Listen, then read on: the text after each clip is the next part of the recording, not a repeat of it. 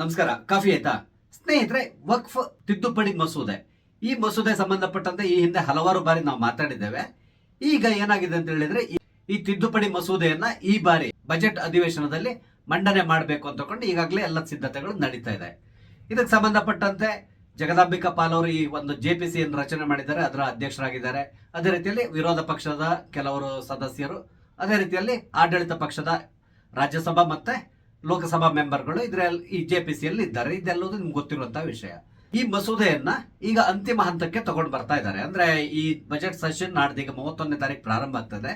ಈ budget session ಪ್ರಾರಂಭ ಆಗೋದಕ್ಕಿಂತ ಮೊದಲೇನೆ ಮಸೂದೆಯ ಅಂತಿಮ ರೂಪುರೇಷೆಯನ್ನ ರೆಡಿ ಮಾಡಿ, ಅಂದ್ರೆ JPC ಮುಖಾಂತರ ಕೊನೆಗೆ ಇದನ್ನ ಓಂ ಬಿರ್ಲಾ ಅಂದ್ರೆ ಸಭಾಧ್ಯಕ್ಷರಿಗೆ ಹ್ಯಾಂಡ್ ಓವರ್ ಮಾಡಬೇಕು ಅಂತಕೊಂಡು ಜಗದಾಂಬಿಕಾ ಪಾಲ್ ಅವರು ಪ್ರಯತ್ನ ಪಡ್ತಾ ಇದ್ದಾರೆ.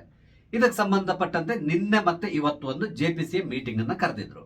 ಏನಾಯ್ತು ಅಂತ ಹೇಳಿದ್ರೆ, ನಿನ್ನೆ ಮೀಟಿಂಗ್ ಇದ್ದಿತ್ತು. ನಿನ್ನೆ ಮೀಟಿಂಗ್ ನಲ್ಲಿ ಮೀಟಿಂಗ್ ಪ್ರಾರಂಭ ಆದ ತಕ್ಷಣ ಕಲ್ಯಾಣ್ ಬ್ಯಾನರ್ಜಿ ಅವರು ಗಲಭೆಯನ್ನ ಪ್ರಾರಂಭ ಮಾಡಿದ್ರು. ಅಂದ್ರೆ ಅವ್ರು ಹೇಳ್ತಾ ಇರೋದು ಏನಂತ ಹೇಳಿದ್ರೆ, ಇನ್ನು ನಮ್ಗೆ ಸಮಯಾವಕಾಶ ಬೇಕು, ಜಮ್ಮು ಕಾಶ್ಮೀರದ ಪ್ರತಿನಿಧಿಗಳು ಇನ್ನೂ ಸರಿಯಾಗಿ ಮಾತಾಡಿಲ್ಲ, ಹಾಗಾಗಿ ನಾವು ಅವರಿಗೆ ಅವಕಾಶ ಕೊಡಬೇಕು, ಆದ್ರಿಂದ ದಯವಿಟ್ಟು ಇದಕ್ಕೆ ಇನ್ನು ಕೆಲ ದಿನಗಳವರೆಗೆ ಎಕ್ಸ್ಟೆನ್ಷನ್ ತಗೋಬೇಕು ಅಂತಕೊಂಡು ಹೇಳಿದ್ರು. ಆದ್ರೆ ಜಗದಾಂಬಿಕಾ ಪಾಲ್ ಅವರು ಇದಕ್ಕೆ ಒಪ್ಪಲಿಲ್ಲ. ಇಲ್ಲ, ಇವತ್ತು ಮತ್ತು ನಾಳೆ ಡಿಸ್ಕಷನ್ ಆಗಬೇಕು, ಅದಾದ್ಮೇಲೆ ಇದಕ್ಕೆ ಸಂಬಂಧಪಟ್ಟಂತ ಅಂತಿಮ ವರದಿಯನ್ನ 27-28ನೇ ತಾರೀಕು ತಯಾರು ಮಾಡಿ ಅದ್ರ ಬಗ್ಗೆ ನಾವು ಡಿಸ್ಕಸ್ ಮಾಡಿ ನಂತರ ಅದನ್ನ ಮತಕ್ಕೆ ಹಾಕಬೇಕು. ಅದಾದ್ಮೇಲೆ ನಾನು ಇದನ್ನ ಓಂ ಬಿರ್ಲಾ ಅವರು ಅಂದ್ರೆ ಸಭಾಧ್ಯಕ್ಷರಿಗೆ 28ನೇ ತಾರೀಕು ಸಂಜೆ ಹ್ಯಾಂಡ್ ಓವರ್ ಮಾಡ್ತಾ ಇದ್ದೇನೆ, ಅಂದ್ರೆ ಅಲ್ಲಿ ಸಬ್ಮಿಟ್ ಮಾಡ್ತಾ ಇದ್ದೇವೆ ಅಂತಕೊಂಡು ಹೇಳಿದ್ರು. ಆದ್ರೆ ಇದಕ್ಕೆ ಈ JPC ಇದ್ದಂತಹ ವಿರೋಧ ಪಕ್ಷದ ನಾಯಕರು ಯಾರೆಲ್ಲ ಇದ್ದಾರೋ ಅವರೆಲ್ಲರೂ ಪ್ರತಿಭಟನೆ ಮಾಡಲಿ ಶುರು ಮಾಡಿದ್ರೆ ಸಾಧ್ಯವೇ ಇಲ್ಲ ಅಂತ ತಿಳ್ಕೊಂಡು ಹೇಳಿ ಶುರು ಮಾಡಿದ್ರು. ಇವರ ಇಂಟೆನ್ಷನ್ ಬೇರೆ ಏನು ಅಲ್ಲ, ಇನ್ನೂ ಸ್ವಲ್ಪ ದಿನ ಇದನ್ನ ಮುಂದುವರ್ಸ್ಕೊಂಡು ಹೋಗ್ಬೇಕು. ಅದಕ್ಕೆ ಕೂಡ ಮುಖ್ಯ ಕಾರಣ ಏನು ಅಂತ ಹೇಳಿದ್ರೆ, ಫೆಬ್ರವರಿ 5ನೇ ತಾರೀಕಿಗೆ ದೆಹಲಿಯಲ್ಲಿ ಚುನಾವಣೆ ಇದೆ. ಚುನಾವಣೆಗಿಂತಲೂ ಮೊದಲೇನೆ ಈ ಮಸೂದೆಯ ಅಂತಿಮ ವರದಿಯನ್ನ ಸಭಾಧ್ಯಕ್ಷರಿಗೆ ಕೊಡಬೇಕು ಅಂತಕೊಂಡು BJP ಪ್ಲಾನ್ ಮಾಡ್ಕೊಂತ ಇದೆ. ಯಾಕಂದ್ರೆ ಈ ಚುನಾವಣೆ ಸಂದರ್ಭದಲ್ಲಿ ಇದರಿಂದಾಗಿ ಸ್ವಲ್ಪ ಎಫೆಕ್ಟ್ ಆಗ್ಬಹುದು, ಅಂದ್ರೆ ಹಿಂದೂಗಳ ಒಟ್ಟು ನಮಗೆ ಬರ್ಬಹುದು ಅನ್ನೋದು BJP ಅವರ ಲೆಕ್ಕಾಚಾರ ಆಗಿದೆ. ಅದಕ್ಕಾಗಿ ಅವರು ಸ್ವಲ್ಪ ತರಾತುರಿಯಲ್ಲೇ ಇದನ್ನ ಮುಗಿಸ್ಲಿಕ್ಕೆ ಪ್ರಯತ್ನ ಪಡ್ತಾ ಇದ್ದಾರೆ. ಆದ್ರೆ ಇದರ ಸೂಚನೆ ಈಗಾಗಲೇ ವಿರೋಧ ಪಕ್ಷದವರಿಗೆ ಸಿಕ್ಕಿಬಿಟ್ಟಿದೆ. ಆದ್ರಿಂದ ಅವ್ರು ಯಾವುದೇ ಕಾರಣಕ್ಕೆ ನಾಡಿದ್ದು 28ರ ಒಳಗಡೆ ಈ ವರದಿಯನ್ನ ಸಲ್ಲಿಕೆ ಮಾಡದೇ ಇರೋ ರೀತಿಯಲ್ಲಿ ನೋಡ್ಕೋಬೇಕು ಅನ್ನೋ ಒಂದು ಉದ್ದೇಶದಿಂದ ಎಲ್ಲರೂ ಒಟ್ಟಾಗಿ ಅಲ್ಲಿ ಗಲಾಭೆ ಪ್ರಾರಂಭ ಮಾಡ್ತಾರೆ. ಕೊನೆಗೆ ಏನಾಗುತ್ತೆ ಅಂದ್ರೆ ಒಮ್ಮೆ ಸಭೆಯನ್ನು ಮುಂದೂಡ್ತಾರೆ, ಪುನಃ ಸಭೆ ಸೇರ್ತಾರೆ. ಆವಾಗ ಕೂಡ ಈ ಗಲಾಭೆ ಕಂಟಿನ್ಯೂ ಆಗ್ತಾನೆ ಹೋಗ್ತದೆ. ಅದರಲ್ಲೂ ಮುಖ್ಯವಾಗಿ ಕಲ್ಯಾಣ್ ಬ್ಯಾನರ್ಜಿ ಮತ್ತು ಓವೈಸಿ ಇವರೆಲ್ಲರೂ ಸ್ವಲ್ಪ ಅಧಿಕ ಪ್ರಸಂಗದ ಮಾತುಗಳನ್ನ ಆಡ್ಲಿ ಶುರು ಮಾಡಿದ್ರಂತೆ.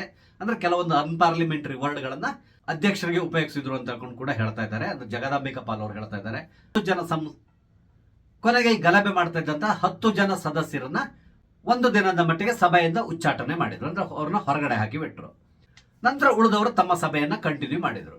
ಪುನಃ ಇವತ್ತು ಕೂಡ ಸಭೆ ಸೇರ್ತಾ ಇದ್ದಾರೆ. ಸದ್ಯದ ಮಟ್ಟಿಗೆ ನನಗೆ ಅದ್ರ ಬಗ್ಗೆ ಯಾವುದೇ ರೀತಿಯಾದಂತಹ ಇನ್ಫಾರ್ಮೇಶನ್ ಇಲ್ಲ, ಅಂದ್ರೆ ಇವತ್ತು ಏನ್ ನಡೀತಾ ಇದೆ ಗೊತ್ತಿಲ್ಲ ಇಲ್ಲಿವರೆಗೆ. ಇಲ್ಲಿ ಕೇಂದ್ರ ಸರ್ಕಾರದ ಪ್ಲಾನ್ ಏನಿದೆ ಅಂತ ಹೇಳಿದ್ರೆ, ಅಂದ್ರೆ ಮುಖ್ಯವಾಗಿ ಹೇಳ್ಬೇಕಂದ್ರೆ JPC ಯಾಕೆ ಫಾರ್ಮ್ ಮಾಡಿದ್ರು, ಇದಕ್ಕೆ ಮುಖ್ಯ ಕಾರಣ ಏನು ಅಂತ ಹೇಳಿದ್ರೆ, ಈ ಹಿಂದೆ ಕೃಷಿ ಕಾಯ್ದೆಯನ್ನ ತಂದ್ರು. ಆ ಸಂದರ್ಭದಲ್ಲಿ ಕೂಡ ಕೇಂದ್ರ ಸರ್ಕಾರ ಬಹಳಷ್ಟು ತೊಂದರೆಯನ್ನು ಅನುಭವಿಸ್ತು. ನಿಮ್ಗೆ ಗೊತ್ತಿದೆ, ಕೊನೆಗೆ ಕಾಯ್ದೆಯನ್ನ ವಾಪಸ್ ತಗೊಂಡ್ರು. ಅದೇ ರೀತಿಯಲ್ಲಿ CAA ಕೂಡ ಮಂಡನೆ ಮಾಡಿದ್ರು. ಆ ಸಂದರ್ಭದಲ್ಲಿ ಕೂಡ ಅಷ್ಟೇ ಅನಾವಶ್ಯಕವಾಗಿ ಮುಸಲ್ಮಾನರನ್ನ ಸರ್ಕಾರದ ವಿರುದ್ಧ ಎತ್ತಿ ಕಟ್ಟುವಂತ ಕೆಲಸ ನಡೀತು. ಅಂದ್ರೆ ಇವ್ರು ಯಾವ ರೀತಿ ಪ್ರೊಪಗಂಡ ಮಾಡಿದ್ರು ಅಂದ್ರೆ, ದೇಶದಲ್ಲಿರುವ ಎಲ್ಲಾ ಮುಸಲ್ಮಾನರನ್ನು ಭಾರತ ದೇಶದಿಂದ ಹೊರಗಡೆ ಓಡಿಸ್ತಾರೆ ಅಂತ ತಗೊಂಡು ಪ್ರಚಾರ ಮಾಡಲಿ ಶುರು ಮಾಡಿದ್ರು ವಿರೋಧ ಪಕ್ಷದವರು.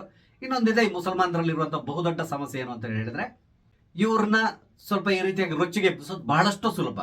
ಈ ತರ ಏನೋ ಒಂದು ಹೇಳಿದ್ರೆ ಅದರ ಸತ್ಯಾಸತ್ಯತೆಯನ್ನು ಕೂಡ ಅವ್ರು ಯೋಚನೆ ಮಾಡ್ಲಿಕ್ಕೆ ಹೋಗಲ್ಲ. ಅದ್ರ ಬದಲಿಗೆ ಗಲಾಭೆಗೆ ಬಂದು ನಿಂತು ಬಿಡ್ತಾರೆ, ಅಂದ್ರೆ ರಸ್ತೆ ಇಳಿತಾರೆ, ಗಲಭೆಗಳನ್ನ ಪ್ರಾರಂಭ ಮಾಡ್ತಾರೆ. ಇದು ವಿರೋಧ ಪಕ್ಷದವ್ರಿಗೆ ತುಂಬಾ ಚೆನ್ನಾಗಿ ಗೊತ್ತಿದೆ. ಹಾಗಾಗಿ CAA ಸಂದರ್ಭದಲ್ಲಿ ಇದೇ ಅಸ್ತ್ರವನ್ನು ಉಪಯೋಗಿಸಿದ್ರು. ಆದ್ರಿಂದ ಈ ಬಾರಿ ಕೇಂದ್ರ ಸರ್ಕಾರ ಏನ್ ಮಾಡಿದೆ ಅಂತ ಹೇಳಿದ್ರೆ, ಒಂದು JPC ರಚನೆ ಮಾಡಿ ಅದ್ರ ಮುಖಾಂತರನೇ ಇದು ಡಿಸ್ಕಷನ್ ಎಲ್ಲ ನಡೆದು ಅವರೇ ವರದಿಯನ್ನ ಸಬ್ಮಿಟ್ ಮಾಡೋ ರೀತಿಯಲ್ಲಿ ಎಲ್ಲ ವ್ಯವಸ್ಥೆಯನ್ನ ಮಾಡ್ಕೊಂಡಿದ್ದಾರೆ. ಆದ್ರೆ ಈಗ ವರದಿಯನ್ನ ಸಬ್ಮಿಟ್ ಮಾಡೋದನ್ನ ಡಿಲೇ ಮಾಡಬೇಕು. ಅದಲ್ಲದೆ ಅದರಲ್ಲಿರುವಂತಹ ಕೆಲವೊಂದು ತಿದ್ದುಪಡಿಗಳ ಬಗ್ಗೆ ವಿರೋಧ ಪಕ್ಷದ ನಾಯಕರು ಇದ್ದಾರಲ್ಲ, ಅಂದ್ರೆ ಈ ಸಮಿತಿಯಲ್ಲಿರೋರು ವಿರೋಧವನ್ನೇ ವ್ಯಕ್ತಪಡಿಸ್ತಾ ಇದ್ದಾರೆ. ಹಾಗಾದ್ರೆ ಅಂತಹ ತಿದ್ದುಪಡಿಗಳನ್ನ ಏನೆಲ್ಲ ಮಾಡಿದ್ದಾರೆ, ಅಂದ್ರೆ ಇವರು ಅಷ್ಟೊಂದು ವಿರೋಧ ಮಾಡ್ಲಿಕ್ಕೆ ಕಾರಣ ಏನು, ಇದ್ರ ಬಗ್ಗೆ ಹೇಳೋದಾದ್ರೆ, ಈ ವಕ್ಫ್ ಬೋರ್ಡ್ ಇರ್ತದಲ್ಲ, ಇದರಲ್ಲಿ ಸಾಮಾನ್ಯವಾಗಿ ಮಹಿಳೆಯರಿಗೆ ಅವಕಾಶ ಇರೋದಿಲ್ಲ. ನಿಮ್ಗೆ ಗೊತ್ತಿದೆ, ಇಸ್ಲಾಂನಲ್ಲಿ ಮಹಿಳೆಯರಂದ್ರೆ ಅವ್ರನ್ನ ಟ್ರೀಟ್ ಮಾಡುವಂತ ರೀತಿ ಬೇರೆ ತರನೇ ಇರ್ತದೆ. ಹಾಗಾಗಿ ಅವ್ರಿಗೆ ಯಾವುದೇ ರೀತಿ ಅಧಿಕಾರವನ್ನ ಇವರು ಕೊಡ್ಲಿಕ್ಕೆ ತಯಾರಿಲ್ಲ. ಆದ್ರಿಂದ ವಕ್ಫ್ ಬೋರ್ಡ್ ನಲ್ಲಿ ಯಾವುದೇ ಮಹಿಳೆಯರಿಗೆ ಪ್ರಾತಿನಿಧ್ಯ ಇಲ್ಲ. ಆದ್ರೆ ಈಗ ತಿದ್ದುಪಡಿ ಮಸೂದೆಯಲ್ಲಿ ಅದಕ್ಕೆ ಪ್ರಾತಿನಿಧ್ಯ ಕೊಡಬೇಕು, ಅಂದ್ರೆ ಮಹಿಳೆಯರು ಕೂಡ ಈ ಕಮಿಟಿಯಲ್ಲಿ ಇರಬೇಕು ಅಂತಕೊಂಡು ಹೇಳಿದ್ದಾರೆ.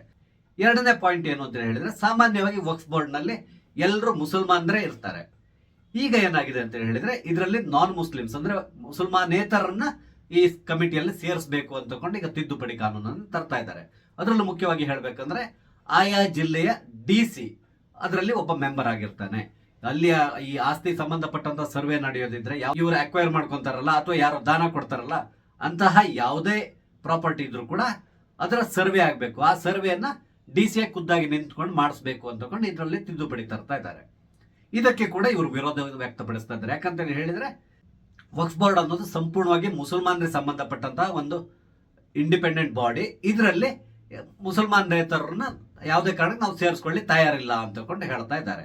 ಅದಾದ್ಮೇಲೆ ಇನ್ನೊಂದಿರುವಂತಹ ಸಮಸ್ಯೆ ಅಂದ್ರೆ, ಈಗ ಕಂಡವರ ಆಸ್ತಿಗೆ ಇವರು ಬೇಲಿ ಹಾಕ್ಬೋದು. ಅಂದ್ರೆ ಅದನ್ನ ಯಾರೋ ಕೊಟ್ಟರು, ಅವರು ಕೊಟ್ಟರು, ಇವ್ರು ಕೊಟ್ಟರು ಅಂತ ಹೇಳ್ಕೊಂಡು ಬಾಯಿ ಮಾತಿನಲ್ಲಿ ಎಲ್ಲ ರೀತಿಯಾದಂತಹ ವ್ಯವಹಾರ ನಡೆದಿದೆ.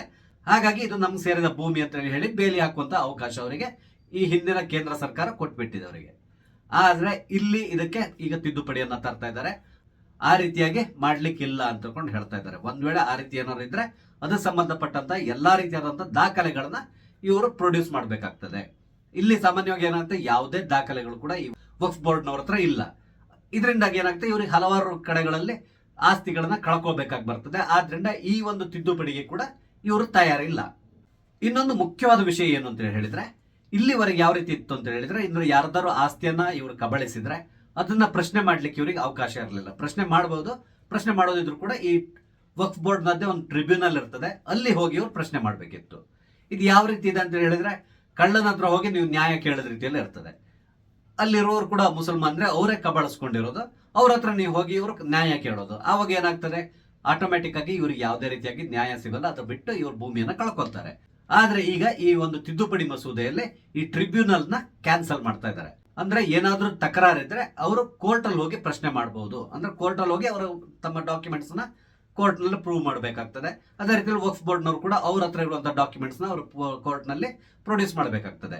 ಅಂದ್ರೆ ಇವರು ಕಾನೂನಿನ ಮಿತಿಯಿಂದ ಹೊರಗಡೆ ಇಷ್ಟು ದಿನ ಇದ್ರು. ಆದ್ರೆ ಈಗ ಈ ವಕ್ಫ್ ಬೋರ್ಡ್ ಅನ್ನ ಕಾನೂನಿನ ಮಿತಿ ಒಳಗಡೆ ತರುವಂತಹ ಪ್ರಯತ್ನ ನಡೀತಾ ಇದೆ.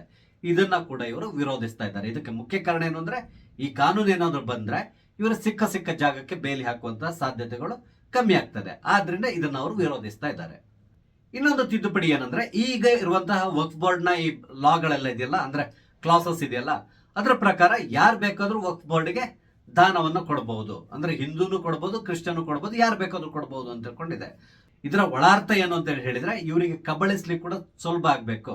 ಯಾರ್ದೋ ಹೆಸರಲ್ಲಿ ಒಂದು ಡಾಕ್ಯುಮೆಂಟ್ ಕೂಡ ಕ್ರಿಯೇಟ್ ಮಾಡ್ಕೋಬಹುದು, ಇಂಥವ್ರು ನಮ್ಗೆ ಕೊಟ್ಬಿಟ್ಟಿದ್ದಾರೆ ಅಂತ ಹೇಳಿ ಈ ರೀತಿ ಕೂಡ ಮಾಡ್ಕೊಳ್ಳುವಂತ ಸಾಧ್ಯತೆಗಳು ಇರ್ತದೆ. ಆದ್ರೆ ಈಗ ತಿದ್ದುಪಡಿ ಮಸೂದೆಯಲ್ಲಿ ಏನ್ ಮಾಡಿದ್ದಾರೆ ಅಂದ್ರೆ, ಯಾವ್ದಾದ್ರು ವ್ಯಕ್ತಿ ಈ ವಕ್ಫ್ ಬೋರ್ಡ್ಗೆ ದಾನ ಕೊಡ್ಬೇಕು ಅಂದ್ರೆ ಆತ ಮಿನಿಮಮ್ ಅಂದ್ರೆ ಕನಿಷ್ಠ 5 ವರ್ಷ ಆತ ಇಸ್ಲಾಂ ಅನ್ನ ಫಾಲೋ ಮಾಡ್ತಾ ಇರ್ಬೇಕು, ಅಥವಾ ಮುಸಲ್ಮಾನರಾಗಿರ್ಬೇಕು. ಈಗ ಕೆಲವರು ಕನ್ವರ್ಟ್ ಆಗ್ತಾರೆ, ಅಂತವ್ರು ಕೂಡ ಅಷ್ಟೇ ತಕ್ಷಣ ಅವ್ರಿಗೆ ಸಂಬಂಧಪಟ್ಟಂತ ಆಸ್ತಿಯನ್ನ ವಕ್ಫ್ ಬೋರ್ಡ್ ಕೊಡುವ ರೀತಿಯಲ್ಲಿಲ್ಲ. ಮಿನಿಮಮ್ 5 ವರ್ಷ ಆತ ಇಸ್ಲಾಂ ಅನ್ನು ಫಾಲೋ ಮಾಡಬೇಕು, ನಂತರ ಮಾತ್ರ ಅವನಿಗೆ ಎಲಿಜಿಬಿಲಿಟಿ ಬರ್ತದೆ ಈ ವಕ್ಫ್ ಬೋರ್ಡ್ ದಾನ ಕೊಡ್ಲಿಕ್ಕೆ. ಈ ರೀತಿಯಾಗಿ ಒಂದು ತಿದ್ದುಪಡಿಯನ್ನ ತರ್ತಾ ಇದ್ದಾರೆ. ಇದನ್ನು ಕೂಡ ಇವರು ಖಡಾಖಂಡಿತವಾಗಿ ವಿರೋಧಿಸ್ತಾ ಇದ್ದಾರೆ. ಹೀಗೆ ಹಲವಾರು ತಿದ್ದುಪಡಿಗಳಿದೆ. ಅದರಲ್ಲಿ ಮುಖ್ಯವಾದ ತಿದ್ದುಪಡಿಗಳನ್ನ ನಾನು ನಿಮ್ಮ ಜೊತೆ ಈಗ ಶೇರ್ ಮಾಡ್ಕೊತಾ ಇದ್ದೇನೆ. ಇದೆಲ್ಲದನ್ನು ಇವರು ವಿರೋಧಿಸ್ತಾ ಇದ್ದಾರೆ. ಇನ್ನೊಂದು ಏನು ಅಂತ ಹೇಳಿದ್ರೆ, ಈ ಹಿಂದೆ ಓವೈಸಿ ಕೂಡ ಒಂದು ಹೇಳಿಕೆಯನ್ನು ಕೊಟ್ಬಿಟ್ಟಿದ್ದಾರೆ.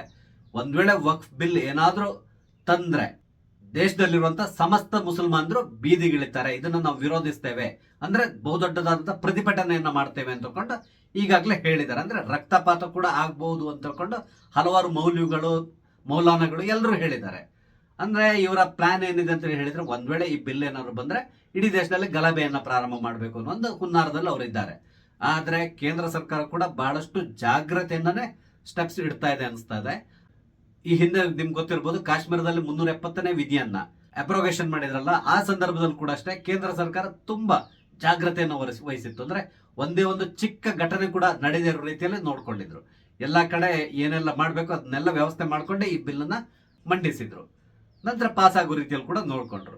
ಈ ಬಾರಿ ಕೂಡ ಅಷ್ಟೇ ಬಹುಶಃ ವಕ್ಫ್ ಬಿಲ್ ಅನ್ನ ಯಾವತ್ತೀಗ ಪ್ರೆಸೆಂಟ್ ಮಾಡ್ತಾರೋ ಅದನ್ನ ನಂತರ ಇಮಿಡಿಯೇಟ್ ಆಗಿ ಏನು ಪಾಸ್ ಆಗಲ್ಲ.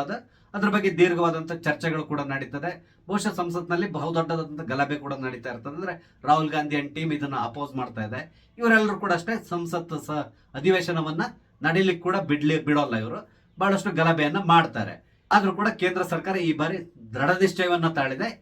ಯಾವುದೇ ಕಾರಣಕ್ಕೆ ಈ ಬಾರಿಯ ಈ ಬಜೆಟ್ ಅಧಿವೇಶನದಲ್ಲೇ ನಾವು ಇದನ್ನ ಪ್ರೊಡ್ಯೂಸ್ ಮಾಡ್ತೇವೆ, ಆ ಮುಖಾಂತರ ಈ ಕಾನೂನನ್ನ ತಕ್ಷಣ ಜಾರಿಗೆ ತರಲಿಕ್ಕೆ ಪ್ರಯತ್ನ ಪಡ್ತೇವೆ ಅಂತ ಕೊಂಡು ಹಠಕ್ಕೆ ಬಿದ್ದು ಪ್ರಾರಂಭ ಮಾಡಿದ್ದಾರೆ. ನೋಡೋಣ ಇನ್ನೊಂದು 2-3 ದಿನದೊಳಗಡೆ ಈ ಬಿಲ್ ಅನ್ನ ಈ ಬಾರಿಯ ಅಧಿವೇಶನದಲ್ಲಿ ಮಂಡನೆ ಮಾಡ್ತಾರಾ ಇಲ್ವಾ ಅನ್ನೋದು ನಮ್ಗೆ ಕ್ಲಿಯರ್ ಆಗಿ ಗೊತ್ತಾಗೋಗ್ತದೆ. ಒಟ್ಟಾರೆಯಾಗಿ ಹೇಳ್ತೇನೆ ನೋಡಿ, ಈ ಮಸೂದೆಯನ್ನ ಯಾವಾಗ ಲೋಕಸಭೆಯಲ್ಲಿ ಮಂಡನೆ ಮಾಡ್ತಾರೋ ಆ ದಿನದಿಂದ ಬಹುಶಃ ದೇಶದಲ್ಲಿ ಕೆಲವೊಂದು ಕಡೆಗಳಲ್ಲಿ ಗಲಭೆ ಆಗುವ ಸಾಧ್ಯತೆಗಳು ಕೂಡ ಇರ್ತದೆ. ಆದ್ರೆ ಅದನ್ನ ಅಲ್ಲಿಯ ಸರ್ಕಾರಗಳು ಸರಿಯಾದ ರೀತಿಯಲ್ಲಿ ಟ್ಯಾಕಲ್ ಮಾಡಬೇಕು. ಆದ್ರೆ ಕರ್ನಾಟಕದಲ್ಲಿ ಏನಾಗ್ತದೆ ಹೇಳಲಿಕ್ಕೆ ಸಾಧ್ಯ ಇಲ್ಲ. ಯಾಕಂದ್ರೆ ಇಲ್ಲಿರುವಂತಹ ಸರ್ಕಾರ ಕಾಂಗ್ರೆಸ್ ಸರ್ಕಾರ, ಇವರು ಆ ಬಿಲ್ ಅನ್ನ ವಿರೋಧಿಸ್ತಾ ಇದ್ದಾರೆ. ಆದ್ರಿಂದ ಇಲ್ಲಿ ಮುಸಲ್ಮಾನರನ್ನ ಇವ್ರು ಯಾವ ರೀತಿ ಕಂಟ್ರೋಲ್ ಮಾಡ್ತಾರೋ ಗೊತ್ತಿಲ್ಲ. ನಾವು ಎಲ್ಲದಕ್ಕೂ ಕಾದ್ ನೋಡ್ಬೇಕಾಗಿದೆ. ಇದೆಲ್ಲದ್ರ ಜೊತೆಗೆ ಕೊನೆಯದಾಗಿ ಒಂದು ಪಾಯಿಂಟ್ ಅನ್ನು ನಾನು ಆಡ್ ಮಾಡ್ಲಿಕ್ಕೆ ಇಷ್ಟಪಡ್ತೇನೆ. ಅದು ಏನು ಅಂತ ಹೇಳಿದ್ರೆ, ಸಾಮಾನ್ಯವಾಗಿ ಇಲ್ಲಿ ಏನಾಗ್ತದೆ ಅಂತ ಹೇಳಿದ್ರೆ, ಈ ಗಲಭೆ ಏನಾದ್ರು ನಡೆದ್ರೆ ರಸ್ತೆಗಿಳಿಯೋರು ಯಾರು ಹೇಳಿ? ಅತ್ಯಂತ ಸಾಮಾನ್ಯ ಮುಸಲ್ಮಾನರು, ಅಂದ್ರೆ ಬಡ ಮುಸಲ್ಮಾನ ರಸ್ತೆಗಿಳಿತಾನೆ ಹೊರತು ಯಾವುದೇ ಶ್ರೀಮಂತ ರಸ್ತೆಗಿಳಿಯಲ್ಲ. ಈ ವಕ್ಫ್ ಬೋರ್ಡ್ ಆಸ್ತಿಯನ್ನ ನುಂಗಿರುವಂತಹ ಒಬ್ಬನೇ ಒಬ್ಬ ಮುಸಲ್ಮಾನ ಕೂಡ ರಸ್ತೆಗಿಳಿಯೋದಿಲ್ಲ. ಯಾಕಂದ್ರೆ ಅವರೆಲ್ಲರೂ ಚೆನ್ನಾಗೇ ಇರ್ತಾರೆ. ಆದ್ರೆ ಇಲ್ಲಿ ರಸ್ತೆಗಿಳಿಸೋದು ಯಾರನ್ನ ಅಂತ ಹೇಳಿದ್ರೆ ಅತ್ಯಂತ ಬಡ ಮುಸಲ್ಮಾನರನ್ನ ಇವ್ರು ರಸ್ತೆಗಿಳಿಸ್ತಾರೆ, ಗಲಭೆ ಮಾಡಿಸ್ತಾರೆ. ಆದ್ರೆ ಈ ವಕ್ಫ್ ತಿದ್ದುಪಡಿ ಕಾಯ್ದೆ ಏನಾದ್ರೂ ಜಾರಿ ಆದ್ರೆ ಇದರಿಂದ ಬೆನಿಫಿಟ್ ತಗೊಳ್ಳೋರು ಯಾರು ಅಂತ ಹೇಳಿದ್ರೆ, ಬೀದಿಗಳದ್ದು ಗಲಭೆ ಮಾಡ್ಲಿಕ್ಕೆ ಬರ್ತಾರಲ್ಲ ಅದೇ ಮುಸ್ಲಿಮರು ಇದರಿಂದಾಗಿ ಬೆನಿಫಿಟ್ ಅನ್ನ ಪಡ್ಕೊಳ್ತಾರೆ. ಇದನ್ನ ಮುಸಲ್ಮಾನ್ ಬಾಂಧವರು ಅರ್ಥ ಮಾಡ್ಕೋಬೇಕು. ಬಟ್ ಅವರಿಗೆ ಅರ್ಥ ಮಾಡಿಸೋದು ಬಹಳಷ್ಟು ಕಷ್ಟದ ಕೆಲಸ. ಯಾಕಂದ್ರೆ ಅವ್ರು ನಂಬೋದು ಕೆಲವ್ರ ಮಾತನ್ನ ಮಾತ್ರ. ಅದರಲ್ಲೂ ಮುಖ್ಯವಾಗಿ ಹೇಳ್ಬೇಕು ಅಂದ್ರೆ, ಬಿಜೆಪಿ ಏನ್ ಮಾಡ್ಲಿಕ್ಕೆ ಹೊರಟ್ರು ಕೂಡ ಅದು ಮುಸಲ್ಮಾನ್ ವಿರೋಧಿ ಆಗಿರ್ತದೆ ಅಂತಕೊಂಡೆ ಇವ್ರು ತಿಳ್ಕೊಂಡ್ಬಿಟ್ಟಿದ್ದಾರೆ. ಇದು ಬಹುದೊಡ್ಡದಾದಂತ ಸಮಸ್ಯೆ. ನೋಡೋಣ ಏನೆಲ್ಲ ಮುಂದೆ ನಡೀತದೆ ಅಂತಕೊಂಡು. ಸ್ನೇಹಿತರೆ, ನಾನು ಹಂಚ್ಕೊಂಡ ವಿಷಯ ನಿಮ್ಗೆ ಇಷ್ಟ ಆದ್ರೆ ದಯವಿಟ್ಟು ಲೈಕ್ ಮಾಡಿ, ಶೇರ್ ಮಾಡಿ, ಹಾಗೆ ದಯವಿಟ್ಟು ನನ್ನ ಚಾನಲ್ ಸಬ್ಸ್ಕ್ರೈಬ್ ಮಾಡಿ, ನಂಗೆ ಸಪೋರ್ಟ್ ಮಾಡಿ. ನಮಸ್ತೆ, ಜೈ ಹಿಂದ್.